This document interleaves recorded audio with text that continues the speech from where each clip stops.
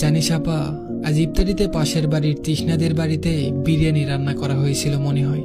বিরিয়ানির গন্ধে এ বাড়ি ও বাড়ি পুরো মোমো করছিল। আচ্ছা, বিরিয়ানি খেতে কেমন হয়? আমাকে একদিন বিরিয়ানি খাওয়াবি আপা। শুনেছি তোর শ্বশুর বাড়িতে নাকি রোজ রোজ ভালো মন্দ রান্না হয়। তোর তো কপাল ভালো রে, দুবেলা ভালো মন্দ খেতে পারিস। আমাদের কথা হয়তো তোর এখন আর মনে পড়ে না, তাই না আপা? ফোনের ওপাশ থেকে ভেসে আসা বিশ্রামহীন কথাগুলো শুনেই খাবার প্লেট থেকে যেন ছিটকে পড়ল অনামিকা। মুখের ভেতরে আটকে থাকা খাবারগুলো বাইরে বের হয়ে আসতে চাচ্ছে। কোনোভাবেই খাবার আর গলা দিয়ে নামছে না তার। ইফতারির পর্ব শেষ করে নামাজ আদায় করে বাড়ির সকলের খাওয়া শেষে খাবার টেবিলে খেতে বসেছে অনামিকা।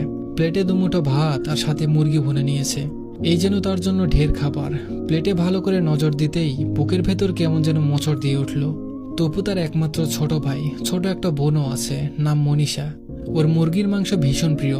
বিয়ের আগে যখন বাড়িতে মুরগি আনা হতো, তিন ভাই বোনের মধ্যে তুমুল ঝগড়া চলতো কে কোন পিসটা খাবে। মুরগি কোটা বাসা থেকে শুরু করে রান্না পর্যন্ত তিন ভাই বোন চুলার পাড়ে বসে থাকতো। মাকে বলতো, মা এটা আমার, ওই রানটা আমাকে দিবে, সাথে বুকের নরম হাড়টাও। মা মাঝে মাঝে বিরক্ত হতেন, কিন্তু বকতেন না। রান্না হতে খাওয়া অব্দি এভাবেই তাদের লড়াই চলতো। অথচ আজ তার সামনে বাটি ভর্তি মুরগির মাংস থাকতেও তার কোনো প্রতিযোগিতা নেই। খাবারের সেই রুচিবোধ নেই, রানের মাংস নিয়ে হাড্ডাহাড্ডি লড়াই নেই। হঠাৎই চোখটা জলে ভরে গেল অনামিকার। খাবারের প্রথম লোকমাটা মুখে দিতে দিতে ফোন করলো বাবার বাড়িতে। দুইবার রিং হাতেই ফোন রিসিভ হলো। সাথে ভেসে আসতে লাগলো ফোনের ওপারে বলা তপুর কথাগুলো। তপুর কথার কোনো উত্তর দেওয়ার আগেই জাতীয় শব্দ টুট টুট করে ফোনটা কেটে গেল। ব্যালেন্স শেষ। সেদিন আর অনামিকার গলা দিয়ে খাবার নামলো না। এটো ভাতগুলো বেসিনে রেখে নিজের রুমে চলে গেল। কানের কাছে বারবার প্রতিধ্বনি হতে লাগলো তপুর বলা সেই কথাটি, আচ্ছা বিরিয়ানি খেতে কেমন লাগে? আমাকে একদিন বিরিয়ানি খাওয়াবি আপু। মাঝখানে কবে অনামিকার বিয়ে হয়েছে, শ্বশুর বাড়িতে তার কোনো অভাব নেই।